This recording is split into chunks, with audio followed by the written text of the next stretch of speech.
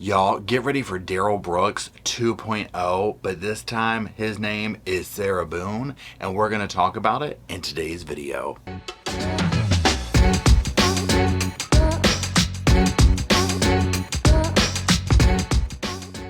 Now, if y'all follow me, you know that I'm a major fan of drift. It's summertime, I'm traveling a lot, and one of my favorite things to do is to go clean my car and then open up my new scent of the month when I get it in the mail. I'm getting ready to go to the beach, and that's what I've been doing today. So we're gonna check out what this month is. They create air care products for your home and obviously your car. Now, another great thing about the materials that they do use, first of all, they're made with natural, essential, and fragrance oils, and they are sustainable. And one of my favorite parts, besides how good it smells, y'all, their products range from like $9 to $15. They are super affordable, and the pleasure that I get out of this, I mean, it's the simple things in life for me at this point. It's completely worth it. Now, one of the things that's really cool with Drift is you can do it. It's like a monthly subscription service, which is what I do. I absolutely love it. And they do a scent of the month. I absolutely love it. The memories that these smells conjure, the vibe that it sets. So this is the starter kit that they send you, and I'll show you a close-up. It just clips to your little visor up here. It's very easy. And here is the package. So this month they sent me Grove. I love the color of the package even. Now it says that it's wood, and we'll read the little thing because they also send this cool little card that goes into more information with it. And it tells you exactly what it is here. Now this is another thing that I love right here. Pet friendly, vegan, GMO, cruelty free. We love this. We stand a company that stands by this. Okay, so now let's get to my favorite part. Oh my God, y'all. Oh. Y'all, this is what they do with these scents that they do. They're so good at it. It's like they've captured the vibe of a campfire in the summertime, okay? Like there's something fresh and summery, yet cozy and folly about it, if that makes sense. I know, I'm complicated. See, that's what I'm talking about. And you get this in the mail every month, right? I mean, come on. And they make it super easy. You can pause it, you can do whatever. Like, if you're not into it, they work with you. And I'm telling you, it's one of those things where for a cup of coffee, well, a fancy cup of coffee, okay, the price of a fancy cup of coffee, you can have that delivered. And it lasts the whole month plus some. So look, Drift is hooking the Sofa Squad up as they always do. Another reason we love them. Scan the QR code that you're seeing or just use my code, MySofa. You're going to get 55% off the already incredibly low price that they're offering. Y'all, it is a win-win. You cannot lose with this, so check them out. Hello, Sofa Squad, and welcome back to the sofa. My name is Paul, and before we do get started, I want to say thank you to everybody who has been sending me stuff of Roscoe, pictures, pillows, you name it, cards. Y'all are absolutely amazing. It absolutely touches my heart how much y'all have reached out and how much Roscoe meant to all of you. So he is here in spirit with us back on the behind me on the sofa, and I greatly appreciate it. Again, thank you from the bottom of my heart, and that's that. So, what we're going to be doing today is we are going to be talking about Sarah Boone. Okay. 3-point back. Blame Boone. My fans will pay for it. Yo, we did a live chat in the podcast channel, I don't know, last night or whatever. It depends on when you're watching this. And we were trying to decide the one-liners. Y'all, there's so many that she has produced from this situation, from her case. It's just, the material writes itself. Now, if you are unfamiliar with this case, who we're talking about is Sarah Boone. She is currently incarcerated. She's been incarcerated for numerous years. We'll get to those details here in a moment. And she has basically abused the legal system. She's gone through, I believe, 8 lawyers at this point. And that brings us to the video today that we're going to be discussing as the judge is like, no more. You have forfeited your right to an attorney. Like, you know, a state attorney or whatever. Or not a state attorney. You know, where they provide, the state provides an attorney, like a public defender, that type person. And she ain't going to be hiring one on her own, I can tell you that. So she's going to probably be representing herself.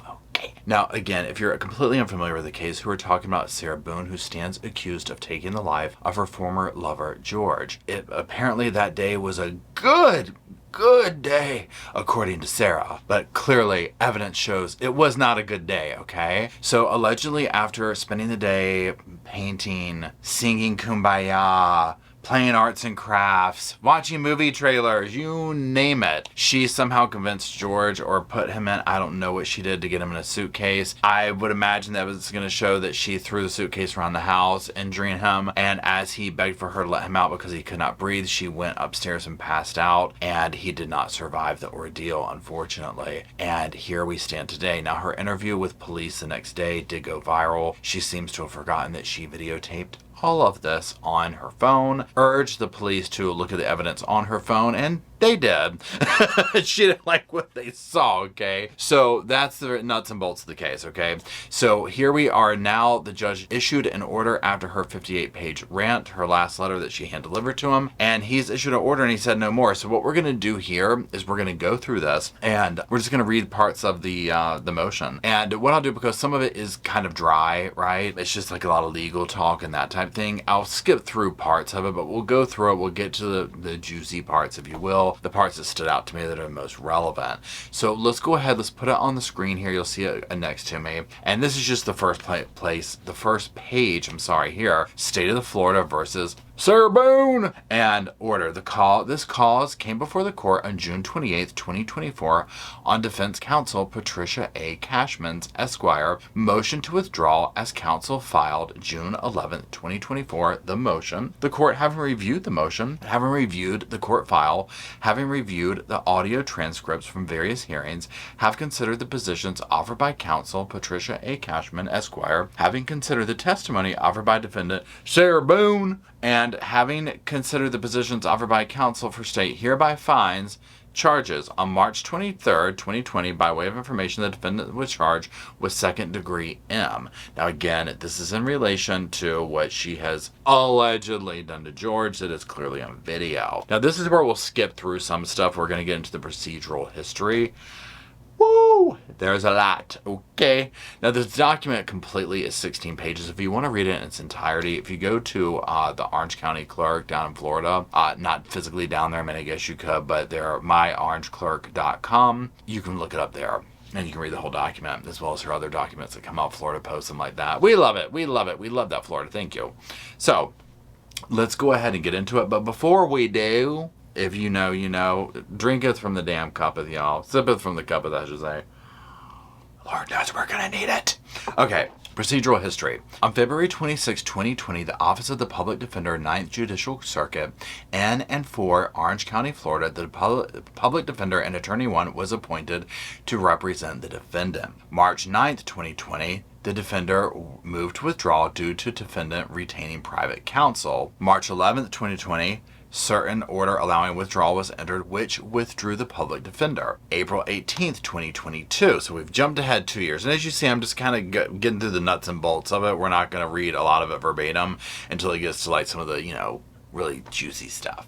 Okay, so April 18th, 2022, Padilla moved to withdraw due to irreconcilable differences arising between undersigned and the defendant that have made it impossible for the undersigned to effectively represent his client. As always, it is difficult to convey all particulars to the court and at the same time maintain all duties to the client. This motion was served upon the defendant and defendant confirmed receipt. See later, dated April 20th, 2022, and filed on April 26th, 2022. So then on April 29th, they did have a hearing from the motion to withdraw. He had been representing Boone for 2 years, it says. The defendant was present for this.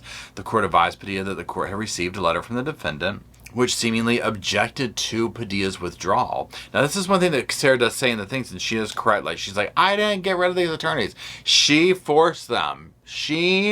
Probably the same way she got Jorge or George into the damn suitcase. So there's that. The court advised Padilla that the options were to not proceed on Padilla's motion to withdraw or provide the court more about the irreconcilable differences.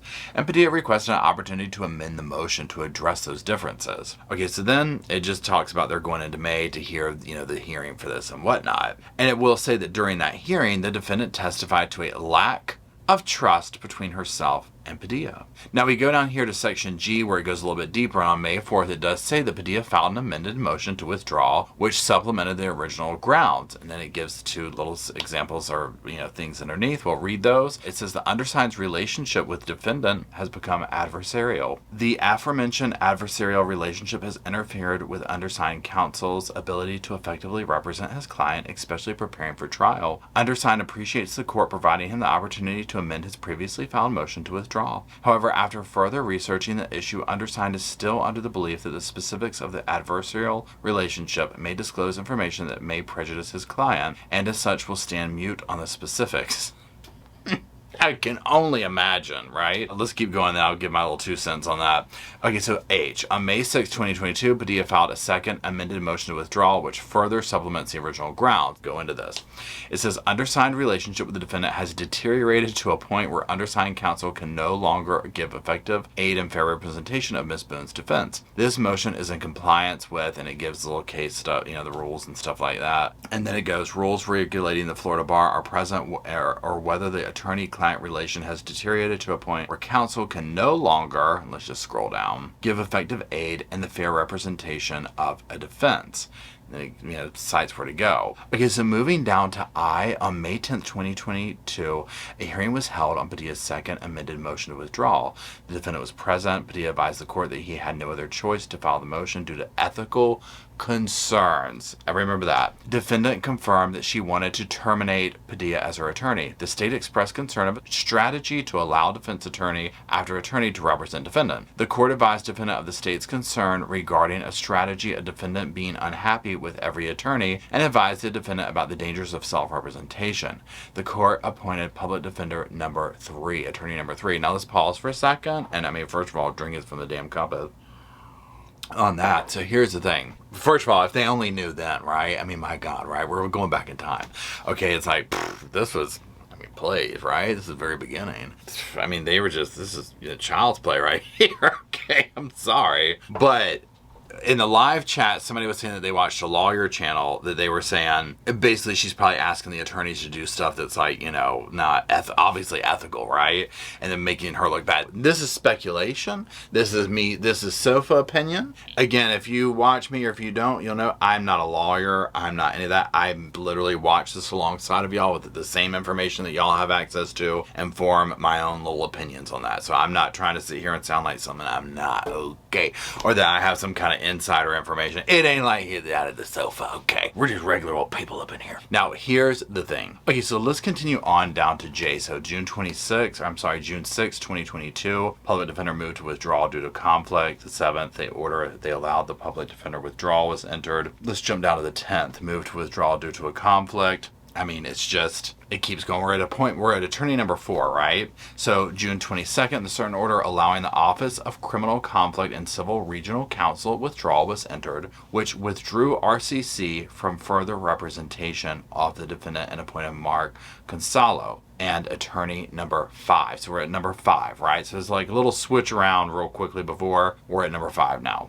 I'm just trying to get us like the main thing where the judge talks, but I feel like we need to go over this part. I feel like it's imperative. July 8th. So we're talking just not even much time, okay? Counsel moved to withdraw due to a conflict. Okay. July 11th, that certain withdrawal order was created, which withdrew Counsel from further representation. Okay, so Counsel is gone. Frank Bankowitz, attorney number 6, is put on. And on July 12th, in open court, they requested a continuance. And so they do this. They did a trial period beginning November 7th. Well, here we are at October 25th, 2022. The court held the pretrial conference and addressed the court's understanding that continuance was being sought, and the court's judicial assistant was to reach out to the parties to confirm if a continuance was being sought. October 27th, Bankowitz filed defendant's motion to continue. 28th, court entered certain amended order on defendant's stipulated motion to continuance, and it just goes on a little bit of that. Then we have a status hearing set for Tuesday, December 19th. Bankowitz moved to withdraw Move to withdraw due to the irreconcilable differences which have arisen between the undersigned, his client, and his family. The undersigned will be unable to effectively and properly continue representing the defendant herein. V. December 20th, 2022, the status hearing was held. Bankiewicz did not appear due to a car accident, and the court reset the status hearing for the 22nd of December at 11 a.m. Okay, so W, December 22nd, 2022. The reset status was heard. Bankiewicz appears virtually. There's tech issues, but they are unable to hear the court. December 27th, a hearing was held on Bankiewicz's motion to withdraw. The defendant was present, of course. The court advised the defendant that the court had received letters from the defendant. They go into said letters. The court conducted a Nelson hearing, and the defendant was not seeking to remove Bankiewicz. Bankiewicz advised the court of the thousands of pages in discovery that he had reviewed and organized, and his contact and potential use in collaboration with expert witnesses, including experts, that Padilla, attorney number 2, utilized. Bankiewicz advised the court of defendant's attempts to call Bankiewicz at a rate of 5 to 10 times a day.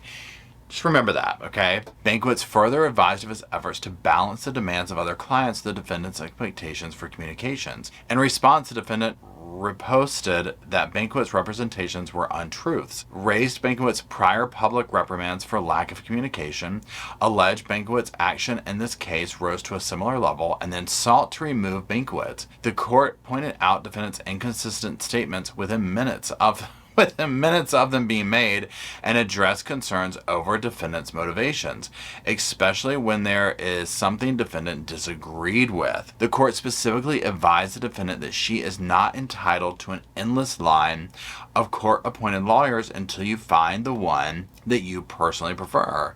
The court also explained the circumstances where the defendant could represent herself. Ultimately, defendant did not request to remove Bankiewicz. The court denied Bankiewicz's motion to withdraw and directed Bankiewicz to have a conference with the defendant prior to pretrial conference previously set for January 17th, 2023. Now, on this one, let's go back to these little things at the bottom of the asterisk on bottom of page 6. So this is November 3rd, 2022 letter sets forth ad hominem attacks on Bankiewicz's professionalism. The December 5th, 2022 letter sets forth ad hominem attacks on Bankiewicz, including severely misled and neglect. So here's the thing. She goes in for Bankiewicz on this one, right? Now, the way the judge is lining this out, it's almost like, well, what are you going to do when the defendant raises this, right? Because if you go forth with this, I mean, come on, right? Now, they're doing everything they can here, but also they all have, and when I say they, I mean the attorneys, they all have this similar story of she's berating my phone call, berating my professionalism, jeopardizing all my time, ethical issues, this and the other. I personally think what happens with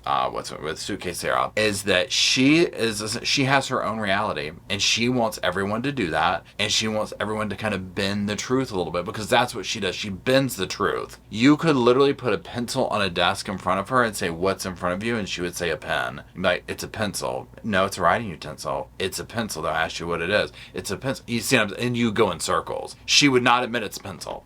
You know what I'm saying? She would say everything but it's a pencil, you know. And herein lies the issue with this. It's exhausting. And I feel for these attorneys. Okay, so then Y, we're moving down to that, the letter Y. The case was continued several times due to Bankiewicz's attempts to retain an expert through JAC and JAC's response to the same. Z, during this time period, the court had received several letters from defendant, and it just goes into some of the dates and whatnot of those letters.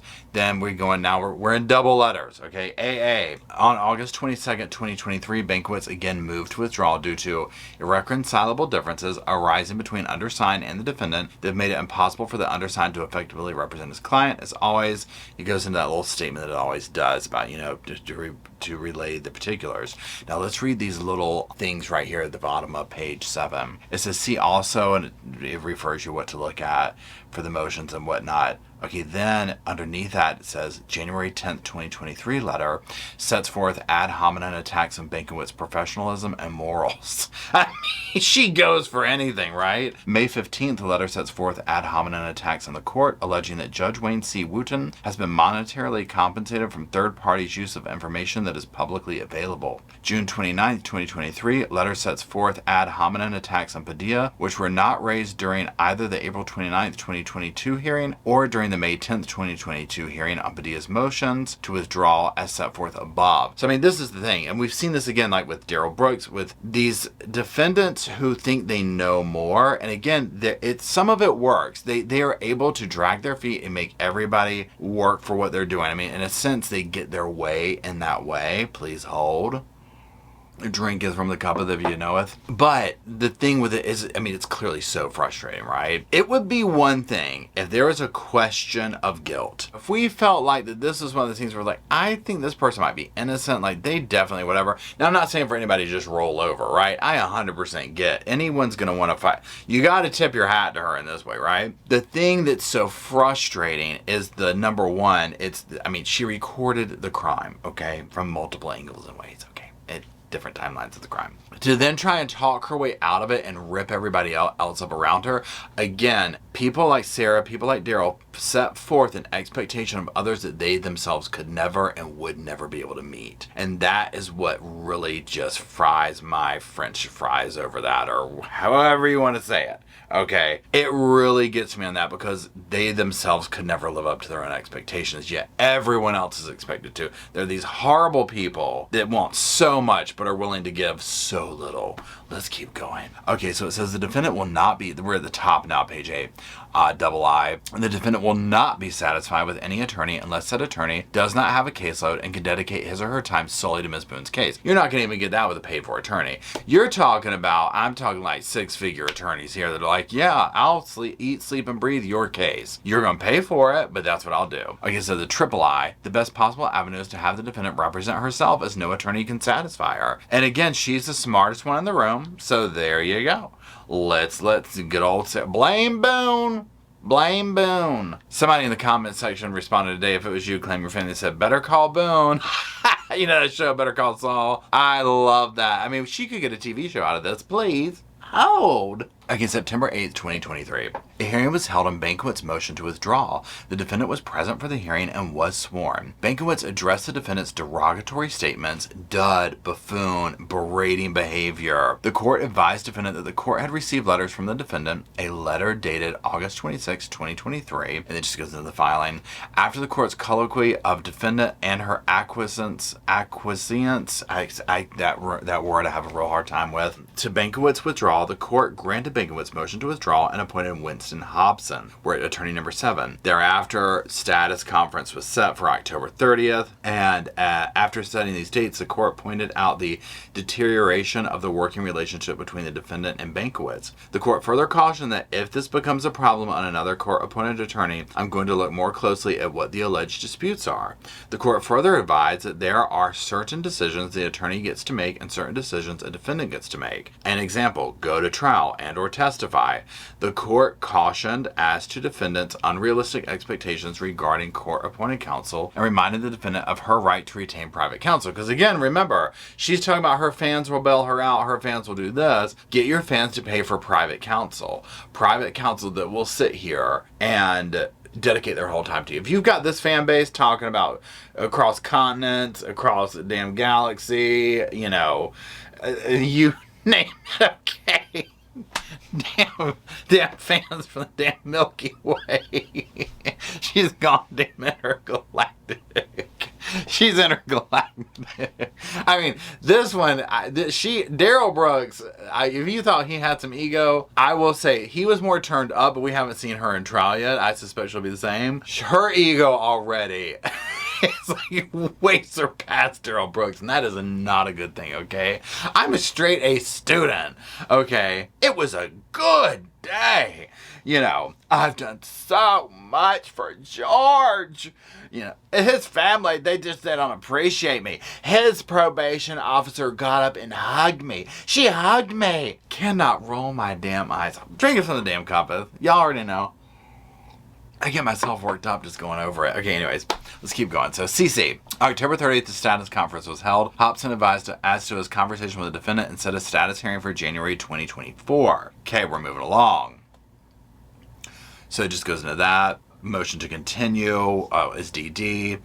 EE just goes into more stuff about that. Then February 1st, we're down to FF. Good old February 1st, 2024. for? We're back at the same old song and dance.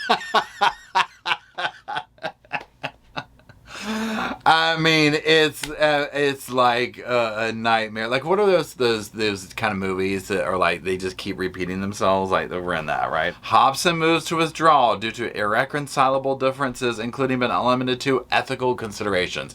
She 100% is like trying to get these people to lie, right? But in her world, it's not lying because she has her own reality that is not what everybody else sees, right? She will legit try and talk her way out of that video. 100%. She's already gaslighted and talking about they put words in her mouth. It's like, during that interview, if you watched it with her interrogation, it's like, girl, they didn't need to put words in your mouth. Okay, you did that for them, right? There was literally, you could have said nothing at all. They were just extracting information, right? You could have said nothing at all. Because if you remember back to when they were talking and she was like, are you gonna make me watch this? It's not funny. It's the audacity for me. And somebody in the comment section on the live chat last night reminded me of when she was talking about, when she said something like, are you trying to make me feel worse? It's like, where did you come from? How have you not been incarcerated on a life sentence up until this point, right? Like, I don't see how she made, like, God bless the neighbors and her family and George's family and everybody who's had to deal with her. I cannot imagine. Oh my God. But anyway, sorry, I've got off track.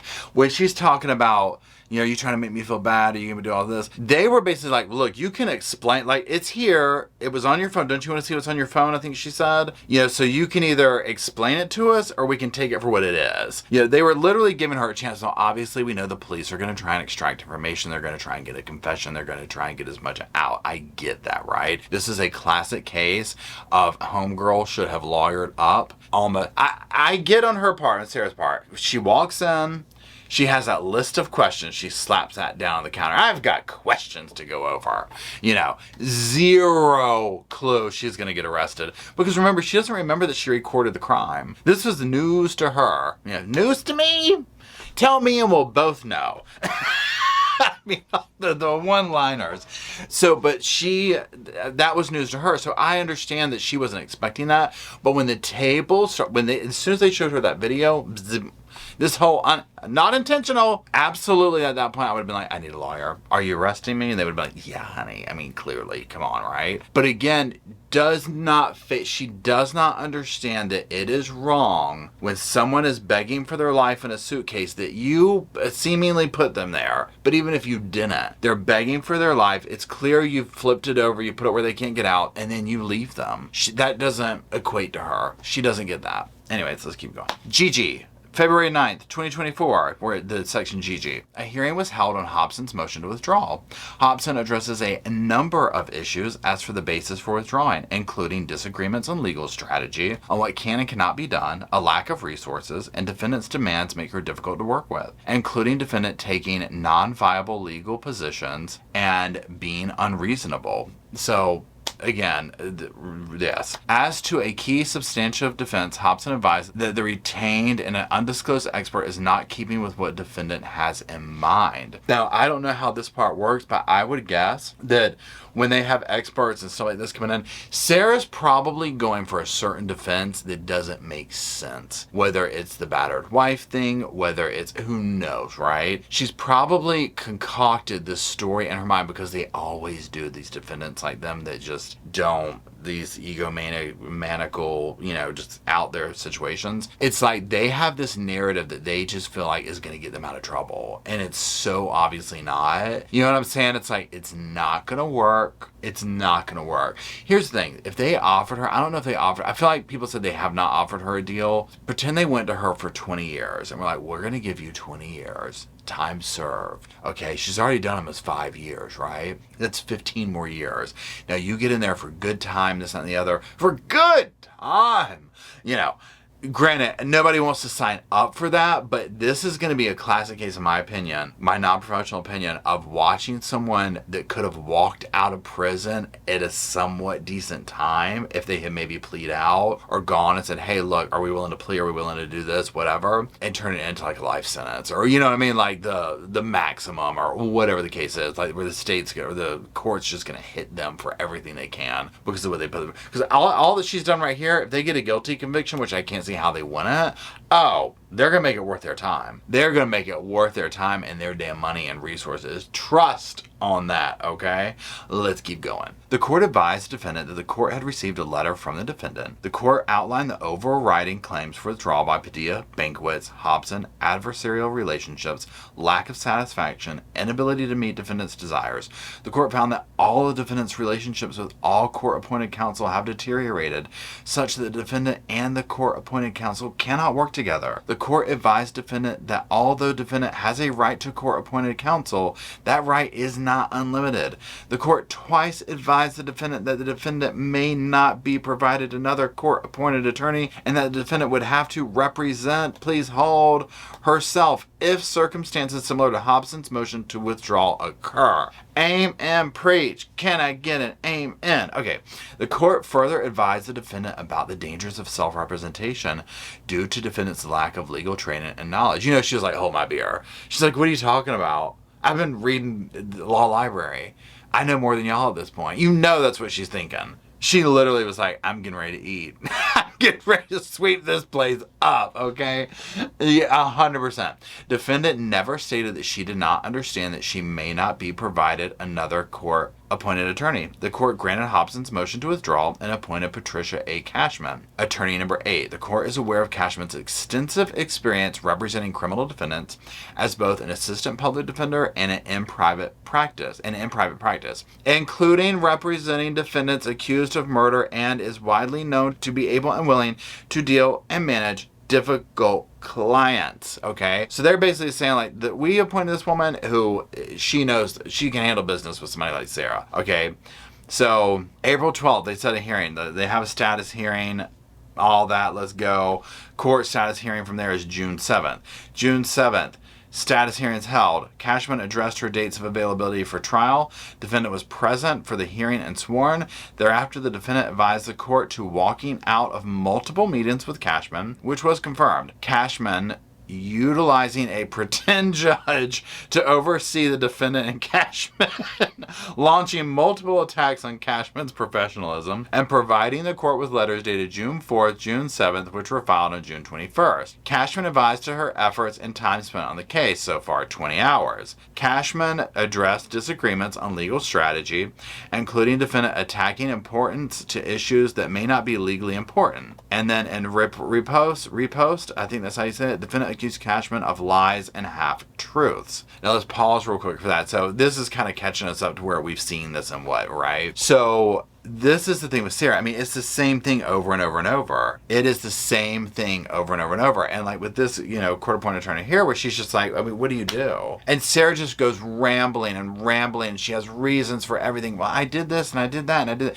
This is a strategy by Sarah. You saw the little smirk when she walked out of the courtroom where she was like, now she was probably also like, where she was like, you know, like that to whoever's in the courtroom. She's, you know, saying hello to her fans, her fan base. She's got to, you know, she's got to keep things going. But it's a strategy. It is a strategy, okay? Anyways, so we're down to JJ. June 11th, 2024, Cashman moved to withdraw under the Florida rule regulating the Florida bar. Substantial risk that the representation of one or more clients will be materially limited by the lawyer's responsibilities to another client, and irreconcilable differences, including but not limited to ethical considerations, have arisen such that counsel can no longer provide representation. Again, it's this whole ethical issue. This whole ethical issue with Sarah, right?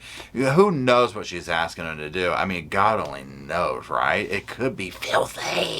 Lord, let's keep going. On June 28th, 2024, a hearing was held on Cashman's motion to withdraw. Just goes into that more. LL, at no time has the defendant refused to accept the services of any of her 7 appointed attorneys. So they are stating that. Now we get into law, MM, both, and it goes in, so MM as the United States and the Florida Constitution guarantee an indigent criminal defendant the right to assistance of appointed counsel. And N, the counsel clause of the Florida Constitution under Article 1, Section 16 recognizes the right to counsel as well as self-representation in all criminal prosecutions.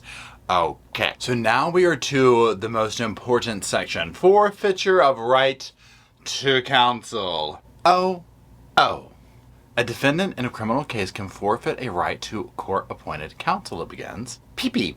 A forfeiture is an extreme measure that flows from the defendant's abuse or manipulation of the right to counsel and results in the defendant being required to represent himself, even though he has not waived counsel and may still want legal representation. Then it goes over some citations, and then we skip down a little bit. Forfeiture is a judicial response that adapts the course of the legal proceedings to the defendant's choice to engage in misconduct that undermines the legitimate exercise of the right to counsel. Now we go to QQ. As set forth above, the defendant's recalcitrance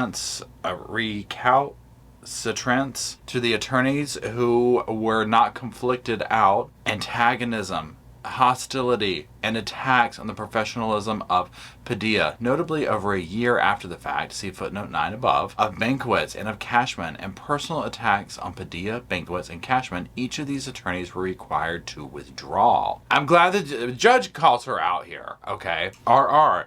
It has become apparent to the court that the defendant will not permit herself to be represented by anyone. SS. Additionally, the withdrawal of 8 different attorneys, let that sink in, 8, 7 of which were court appointed, leads to a determination that the defendant had forfeited his right to counsel. It goes to the citation, TT. Under Florida law, the facts at a bar amount to a binding forfeiture of the right to counsel. And then UU. As the court finds the defendant has forfeited the right to a court-appointed counsel, under Florida law, there is no obligation to conduct a FREDA hearing or to otherwise warn a defendant of the dangers of proceeding pro se.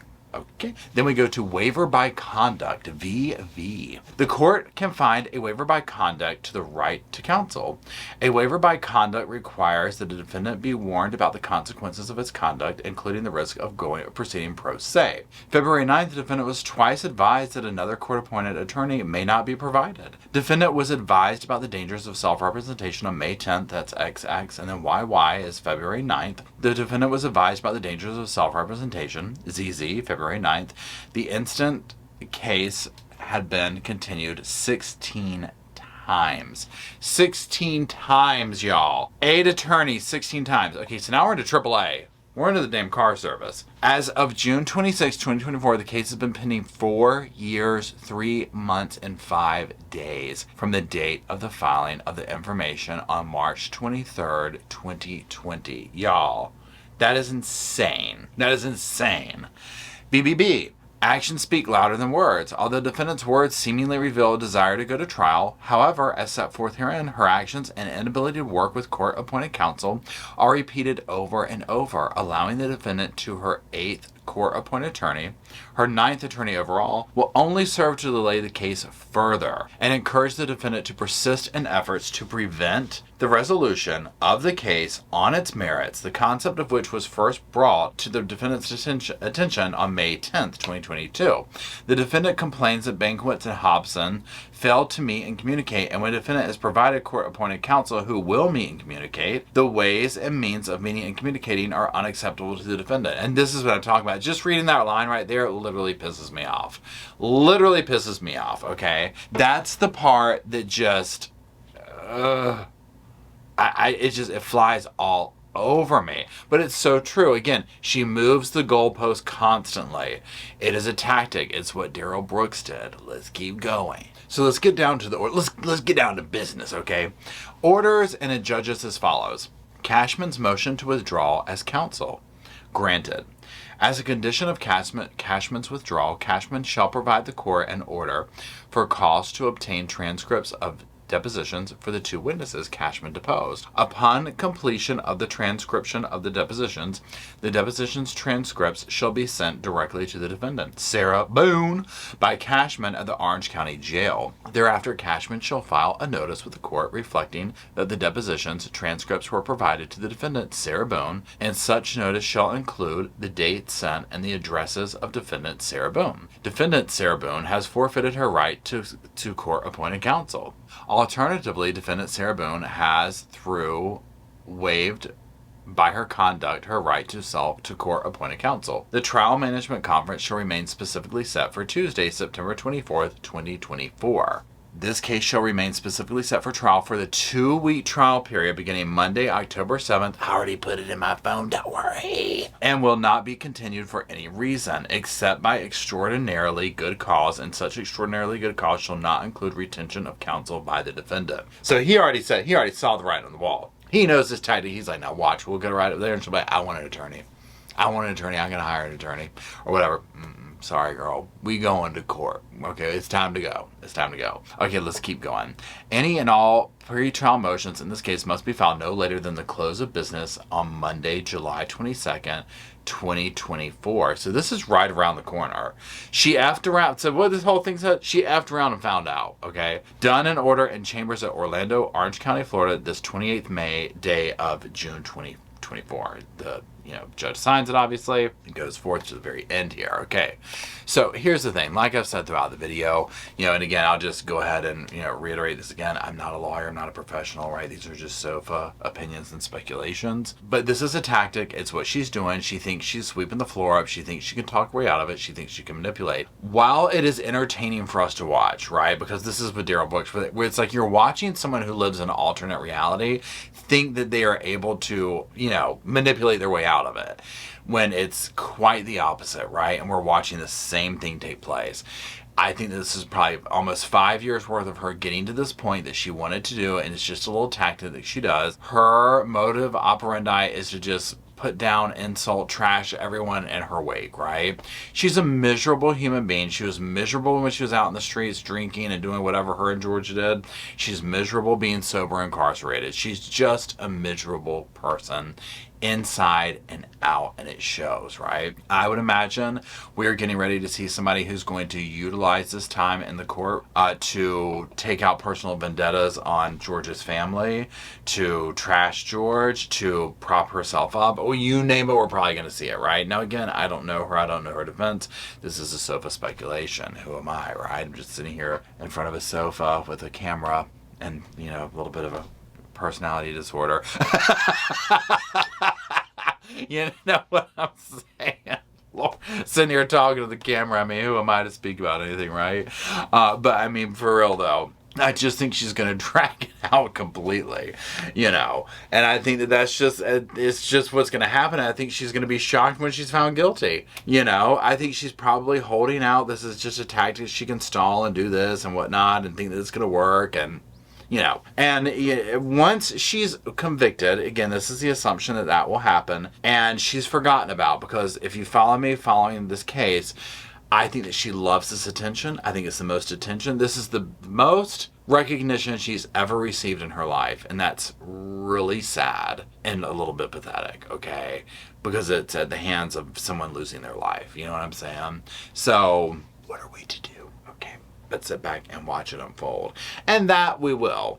This is bordering on taking 2 weeks off of work. We're going to obviously follow it and try and see if it's going to actually, get to that point is what I'm getting at. So anyways, might even be worth a field trip.